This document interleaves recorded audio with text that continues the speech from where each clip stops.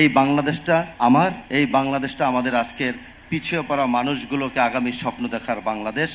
আজকে যেই বিষয়গুলো নিয়ে এখানে আলোচনা করা হলো, আমি সিটি কর্পোরেশনের দায়িত্ব নেওয়ার পরে গত কয়েকদিন পূর্বে শারীরিক এবং মানসিক প্রতিবন্ধীদেরকে আমরা ৬৩ জনকে জন্ম নিবন্ধনের ব্যবস্থা করে দিয়েছি, যাতে করে জন্ম নিবন্ধনটা অন্তত থাকলে বিভিন্ন হসপিটাল, বিভিন্ন জায়গায় চিকিৎসা ক্ষেত্রে তাদের সহজ হয়ে যায়।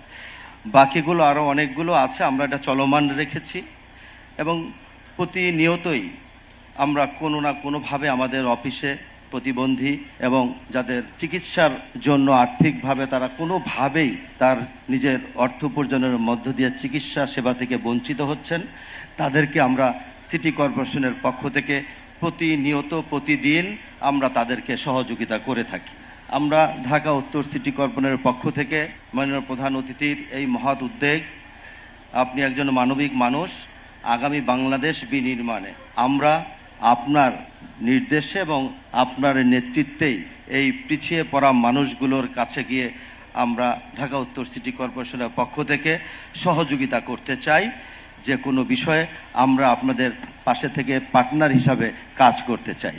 তবে আমাদের হয়তোবা সীমাবদ্ধতা আছে, যতই সীমাবদ্ধ থাকুক না কেন, মাননীয় প্রধানমন্ত্রী জনাব তারেক রহমান চায় সবার আগে বাংলাদেশ। এই বাংলাদেশটা আমার, এই বাংলাদেশটা আমাদের আজকের পিছিয়ে পড়া মানুষগুলোকে আগামী স্বপ্ন দেখার বাংলাদেশ। আমরা যাতে করে তাদেরকে আগামী বাংলাদেশের স্বপ্ন দেখিয়ে আমরা তাদেরকে সুস্থ করতে পারি এবং আমরা যদি একটু চেষ্টা করি আমাদের প্রিয় সন্তানগুলোকে আমরা হয়তোবা সুস্থ সবল করার প্রচেষ্টায় আমরা থাকলে তার আগামীর ভবিষ্যৎগুলো উজ্জ্বল হবে।